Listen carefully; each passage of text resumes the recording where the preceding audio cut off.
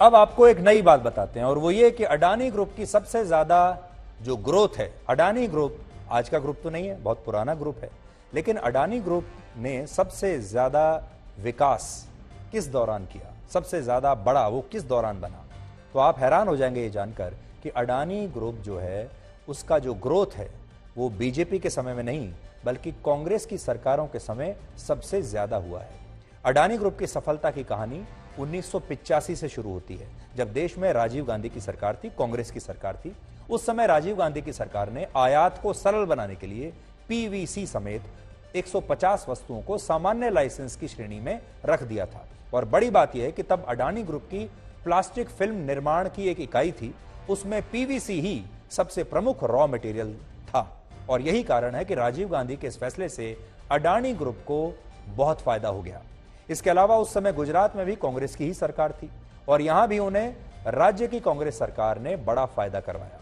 उदाहरण के लिए तब अडानी ग्रुप के गुजरात राज्य निर्यात निगम के साथ उसने एक सौदा किया, जिसमें निगम ने उन्हें अपनी तरफ से पीवीसी आयात करने के लिए पूरी तरह से अधिकृत कर दिया।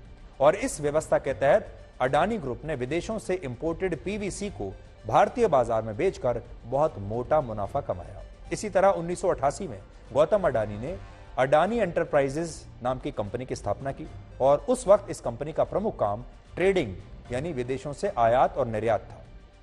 कुछ सालों के अंदर ही वर्ष 1994 तक अडानी ग्रुप देश में कोयले का सबसे बड़ी ट्रेडर और कोल माइनिंग कॉन्ट्रैक्टर बन गई। इसके अलावा 23 जून 2006 को मनमोहन सिंह की सरकार में अडानी ग्रुप को गुजरात के मुंद्रा पोर्ट पर विशेष आर्थिक जोन, जिसे अंग्रेजी में SEZ कहते हैं, इसे विकसित करने की उन्हें अनुमति मिली। यानी यह भी कांग्रेस सरकार में हुआ। और जून 2011 तक अडानी ग्रुप टाटा, रिलायंस और SR जैसी कंपनियों को पीछे छोड़ चुका था और देश के सबसे बड़े बिजली उत्पादन करने वाली कंपनियों में शामिल हो चुका था। इसके अलावा राजस्थान की गहलोत सरकार ने भी अडानी ग्रुप को 1600 हेक्टेयर जमीन लीज पर दी है और इस जमीन पर अडानी ग्रुप को सोलर पार्क बनाना है। इसके अलावा राजस्थान में अडानी ग्रुप को 150,000 करोड़ रुपए का प्रोजेक्ट भी मिला, एक 50,000 करोड़ रुपए का प्रोजेक्ट मिला है, जिसमें उसे 9,700 मेगावाट के सोलर और विंड एनर्जी पार्क का विकास करना है। अच्छा, ये तो राजस्थान की बात हो गई जहां कांग्रेस की सरकार है।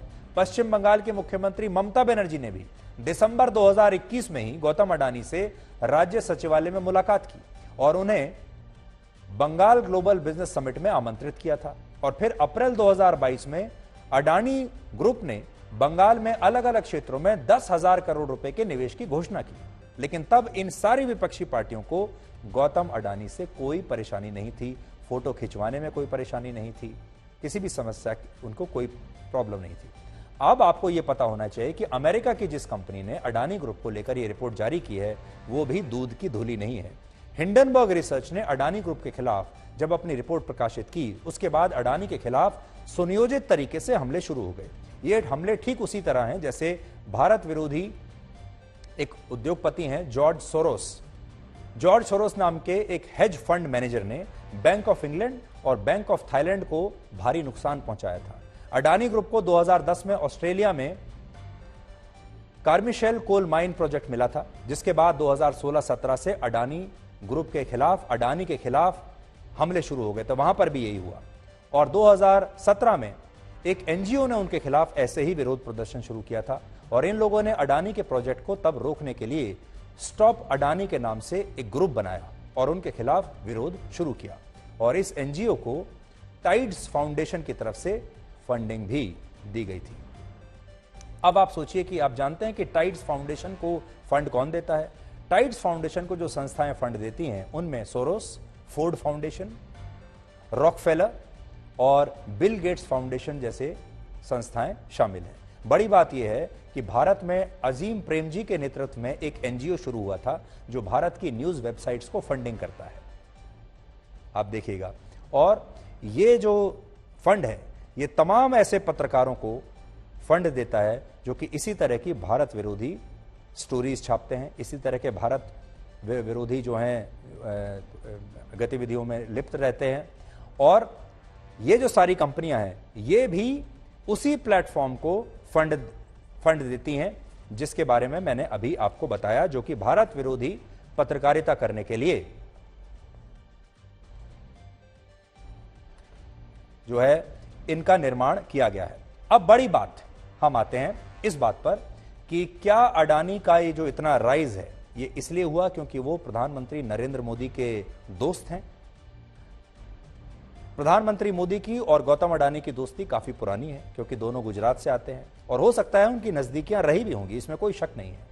लेकिन बड़ी बात आज जो सोचने की है वो ये है कि अडानी को प्रधानमंत्री मोदी से दोस्ती करने का फायदा हो रहा है या नुकसान हो रहा है। हम ये कहेंगे कि अडानी को इस बात का नुकसान ज्यादा हुआ है और फायदा तो हम कह नहीं सकते, हमारे पास कोई सबूत नहीं है ये बताने का कि फायदा हुआ भी है या नहीं हुआ है। लेकिन एक बड़ी बात यह है कि ये जो कंपनी है हिंडनबर्ग, जिसने ये पूरी रिसर्च बनाई है, इसका खुद का इतिहास भी कोई बहुत अच्छा नहीं है। ये अक्सर, एक तो कंपनी बहुत नई है और ये अपनी पुरानी रिपोर्ट्स के आधार पर भी अक्सर विवादों में घिरती रही है। हमारे पास मैं देखता हूं, अगर हमारे पास एक रिपोर्ट आई है उसी जगह से, अगर आप चाहें तो उस रिपोर्ट को हम, ये जो तस्वीरें हैं मैं आपको दिखाता हूं, देखिए।